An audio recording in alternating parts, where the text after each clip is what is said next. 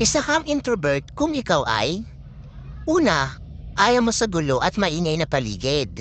Pangalawa, hindi ka madalas lumalabas ng bahay. Saka ka lang lalabas kung may importante kang gagawin or pupuntahan. Pangatlo, gusto mo lagi mapag-isa at ayaw mo ng may mga istorbo. Pang-apat, kaya mong makipag-socialize pero may limit.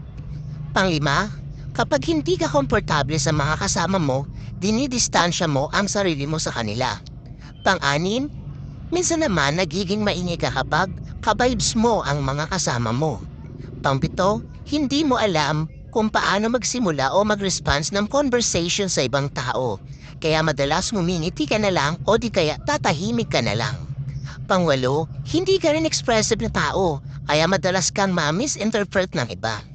Pangsyam, straightforward kang tao. Pero madalas iniiwasan mong magbitiw ng masakit na mga salita kapag alam mong sensitive ang taong pagsasabihan mo.